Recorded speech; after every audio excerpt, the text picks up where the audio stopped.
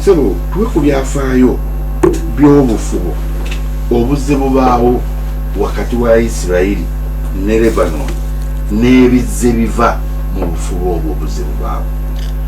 Ofubo buwera jukira Isirayiri etongozebwa ng'ensi 1948 so ebyafaayo ina kubitunuulira kuvaawo kudda mu maaso.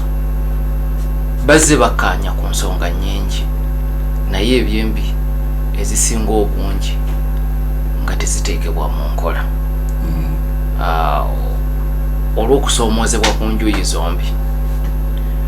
Okusookera ddala mwaka gwa 1949 waaliwo okukkaanya wakati wa Lebanon n'eggwanga lya Isirayiri okwata ontabaala siri kutabaala, naye enteeseganya ezo ttiimu zaali tezisisinkana butereevu.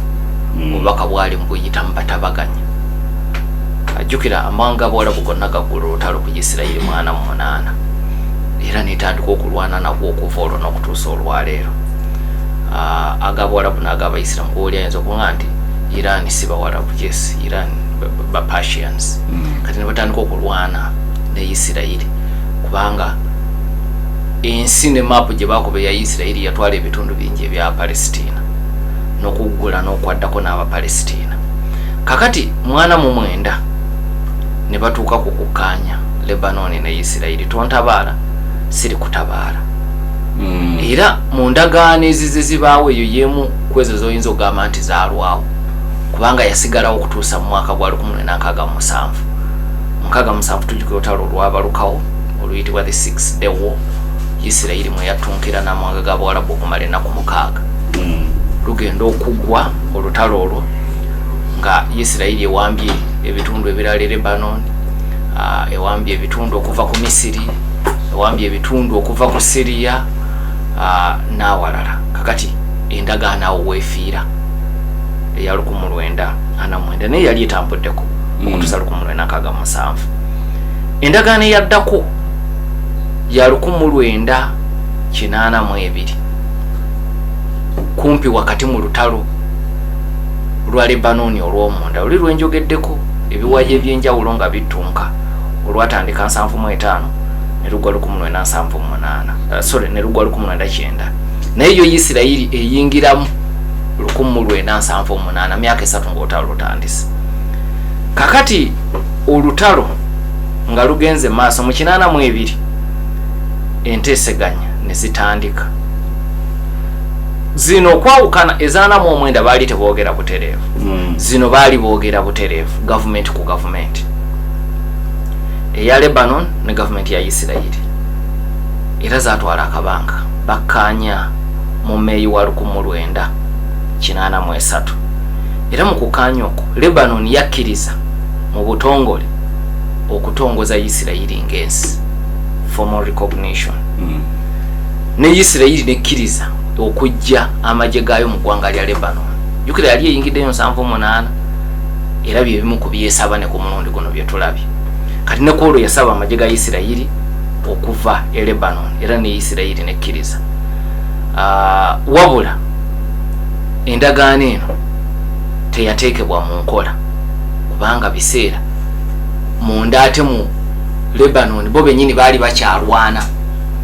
Kati nga Isirayiri bekkaanyiza nabo ate tebafuga bitundu bingi bya bukiikaddyo ebirimu abalwanyi nga Hezbollah n'abalala. Kati yo gavumenti ega nti muveeyo tubeereyo naye agamba tubeereyo tasobola kubaayo. Kati Isirayiri neeremerayo era bw'eremerayo mu butongole 1984 Lebanon nesazaamu endagaano eyo ng'endagaano teyina makulu. Twagamba muve wano mulemeddewo ne Isirayiri nga tuvaawo tutya nga temulina busobozi bubeerawo abalabe baffe basigaddemu. Nolwekyo eyo endagaano negwa butaka. Endagaano eyaddako ya 1993 oba akafuba akaddako si endagaano kali ka 1993 mu kiseera eky'amawanga Abawarabu agawerako gawagira enteeseganya ezavaamu Oslo Accords. Oslo Accords zenteeseganya Isirayiri n'Abapalestina nga bakulemberwa Yasser Arafat mwe baali bakanyiriza okuva mu by'okulwana.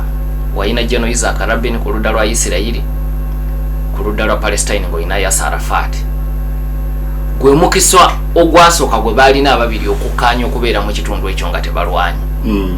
Isaac Rabin tujjukira nti oluvannyuma yatemulwa mu 1995 extremist Isirayiri abaali tebaagala kutuula na Isirayiri na Palestine. Kyokka nga ne Palestine wali abaali balima Yasser Arafat empindi ku mabega nga mugatokkaanya naawe okkiriza otya nti waliwo ensi gye bayita Isirayiri.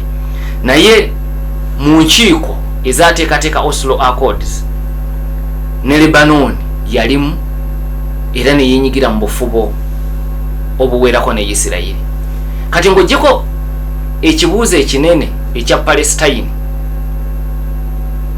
ne Isirayiri ne Lebanon ku lwayo yayina byeyina okuggusa ne Isirayiri, naye ekya Oslo Accords bwe kiggwa ekya Lebanon nakyo we kyakoma.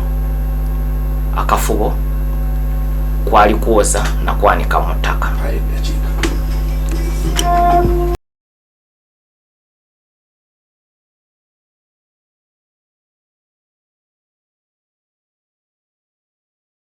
Subscribe to our YouTube channel now and make sure you never miss another upload. Katunyumira programs zaffe zonna z'osubiddwa ku YouTube channel yaffe eya CBS FM UG. Ring the bell and never miss another video. Twegatteko ku channel yaffe eya CBS FM UG ng'onyiga kadaawo oba YouTube bell button osobola okufuna okumanyisibwa ku buli program gye tukuweereza. Leave a like now. Teweerabira YouTube channel yaffe CBS FM UG. Subscribe and leave a like.